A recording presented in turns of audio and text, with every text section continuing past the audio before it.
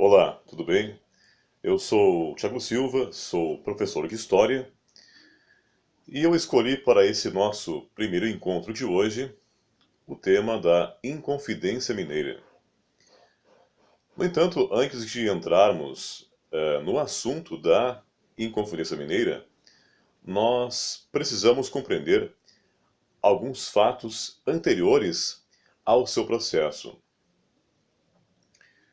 De fato, desde 1640, quando havia se libertado do domínio espanhol, Portugal estava passando por uma crise econômica. O monopólio de comércio com o Oriente e boa parte de seus entrepostos comerciais africanos já há muito tempo eram controlados pelos holandeses. Mais tarde, Portugal conseguiu recuperar o controle do Nordeste açucareiro, né, que também estava nas mãos dos holandeses. Só que, na verdade, isso não adiantou, porque o açúcar brasileiro ele entrou em decadência por causa da concorrência com o açúcar antilhano, que era então produzido e distribuído pela Holanda. Para enfrentar essa crise, então, Portugal aumentara a sua dependência para com a Inglaterra e, por essas razões, aumentou a exploração nas colônias que lhe restaram e o controle político sobre elas. E assim, começaram a explodir no Brasil revoltas provocadas pelo abuso de poder da metrópole e pelos altos impostos por ela cobrados. Eram revoltas de colonos que, passadas algumas gerações, já se consideravam brasileiros, diferente dos portugueses da metrópole. E, de fato, tendo o governo português percebido que não poderia mais depender unicamente do açúcar, passou então a investir na busca por metais preciosos, né? E, de fato, nesse processo, então, nós tivemos como protagonistas os bandeirantes paulistas, que acabaram, então, descobrindo jazidas de ouro em Minas Gerais. E, de fato, Minas Gerais, após as descobertas de jazidas de ouro, tornou-se muito famosa. Um grande contingente de pessoas, então, passaram a migrar para o Brasil, migrar para Minas Gerais, devido, então, às descobertas do ouro. E aí que teve início um período da história colonial do Brasil colonial, chamado de o Ciclo do Ouro. E a Inconfidência Mineira, ela ocorre justamente neste período. O que acontece? Criou-se um mito de que Minas Gerais tinha uma quantidade infinita de ouro. Só que, na verdade, esse ouro ele começa a findar.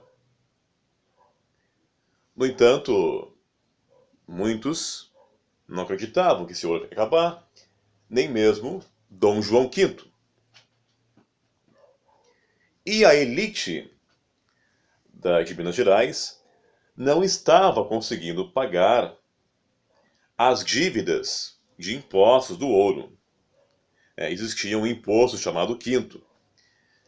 O atraso do quinto, desse imposto cobrado sobre o ouro, então, acabou gerando a derrama, ou seja, a cobrança forçada através do confisco de bens da população.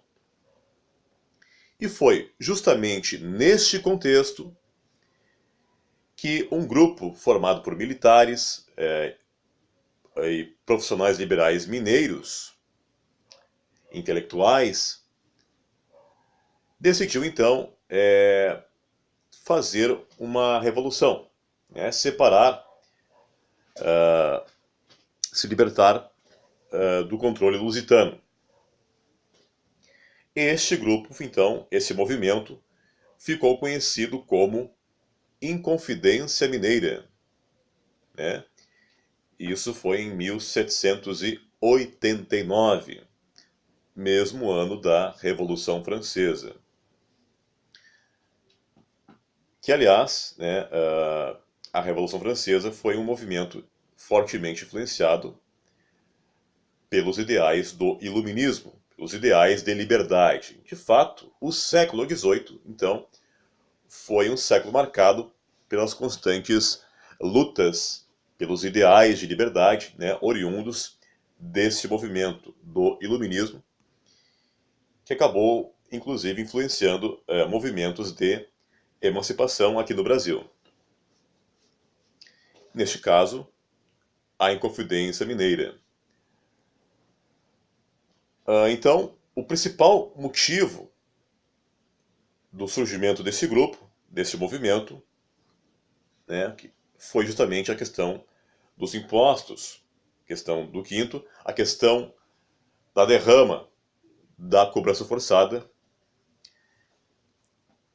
que acabou gerando então esse movimento de emancipação. Podemos dizer que a Inconfidência Mineira foi um movimento republicano, né, libertário, foi fortemente influenciado pelo Iluminismo, pelos ideais de liberdade, como já foi dito, e os seus principais líderes eram Cláudio Manuel da Costa, Tomás Antônio Gonzaga, Inácio José de Alvarenga Peixoto e o alferes Joaquim José da Silva Xavier, mais conhecido como Tiradentes. Esse grupo, esse movimento, ele acabou não tendo sucesso.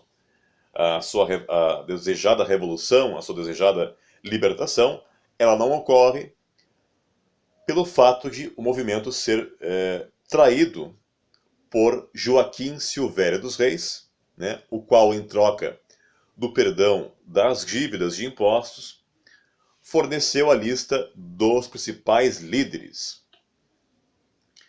O Visconde de Barbacena, governador de Minas Gerais, então decide, ele manda prender os principais revoltosos, né, alguns são condenados ao desterro na África, sim, são presos, e Tiradentes é o único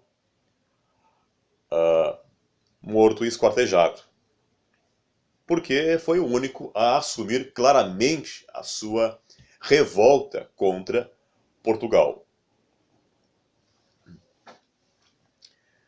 É importante que nós saibamos não só a questão da Inconfidência Mineira, mas também que a gente consiga compreender a questão do mito em torno de Tiradentes. De fato, após a sua morte, por muito tempo ele foi esquecido pela história. No entanto, no ano de 1889, durante a chamada Proclamação da República, movimento liderado por Marechal Deodoro da Fonseca, é que vai surgir o mito do Tiradentes. É importante lembrar que Tiradentes foi militar, o que era conveniente no período da Proclamação da República, porque os proclamadores, em sua grande maioria, eram membros do exército. Então, eles precisavam de um símbolo, de um mito, de um herói, para então defender a sua ideologia, seus ideais.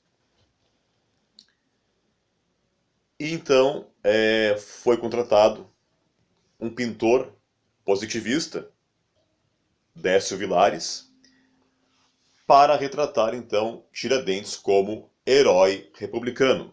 pintou Tiradentes com longas barbas, cabelos compridos, roupas rasgadas, olhar perspectivo. Enfim, construiu uma imagem, digamos assim, crística do Tiradentes. Então, foi justamente neste período que surgiu o mito do Tiradentes. Aliás, uma das primeiras iniciativas do governo de Marechal Deodoro da Fonseca foi justamente instituir o dia 21 de abril, um feriado nacional. Né? Aliás, o único em que se homenageia a morte de uma pessoa. Pois bem, então compreendemos aí a questão do mito do Tiradentes também. E o que nos resta, qual a mensagem que fica para nós? Qual a reflexão em relação a este período, a este fato histórico?